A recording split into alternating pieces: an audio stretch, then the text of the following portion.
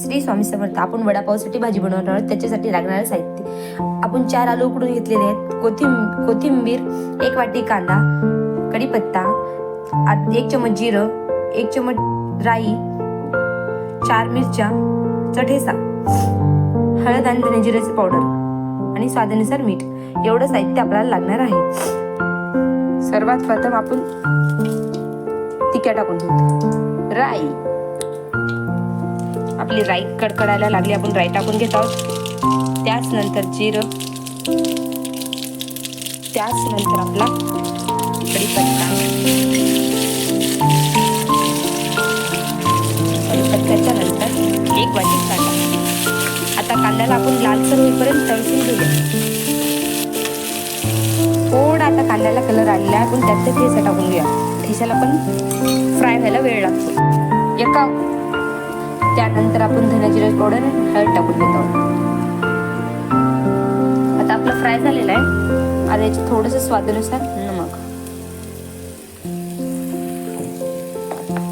त्याच मध्ये आपली हे आलूची भाजी बनवलेली.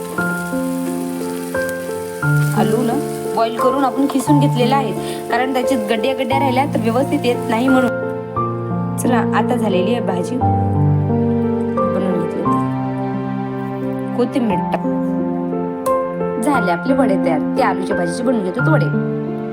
चला, आता बेसनाच्या गुळामध्ये वडापाव याच्यात कसा घोळायचा ते सांगते. हे आहे ओवा आणि जिरे, हे धने जिरेची पावडर, हे सोडा, मीठ, ही कोथिंबीर, हे स्वादानुसार नमक.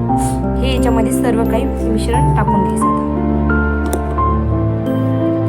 ओवा पण टाकून घ्यायचा, धने जिरेची पावडर, हळद आणि सोडा टाकून घेतलाय. थोडीशी कोथिंबीर, स्वादानुसार, त्यातच पाणी. आता मिश्रण तयार करू.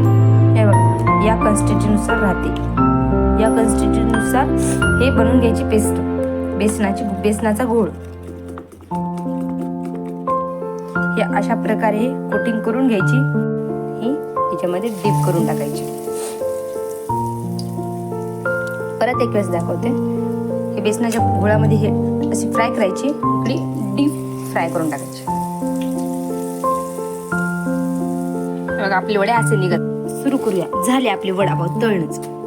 आता वडापाव कसा भरायचा ते शिकवते मी तुम्हाला. आता बघा, आपण हे कापून घेत आहोत. कापल्यानंतर याच्यामध्ये काय करायचं, एक साईडला आपण हे धने जिरे, पुदिना, हिरवी मिरची आणि कोथिंबीर याची पेस्ट एक साईड आपण लावून घेतो व्यवस्थित.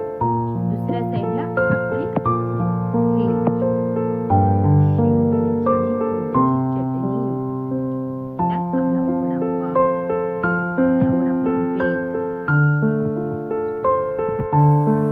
त्यासोबत आपली हिरवी मिरची. वाह, काय टेस्ट आहे. तयार झालेला आहे वडापाव. आपला तयार झालेला वडापाव, त्यासोबत आपली हिरवी मिरची. काय सुंदर झालंय. श्री स्वामी समर्थ. लाईक कीजिए, शेअर कीजिए, बेल आइकन को क्लिक कीजिए. Bye friends.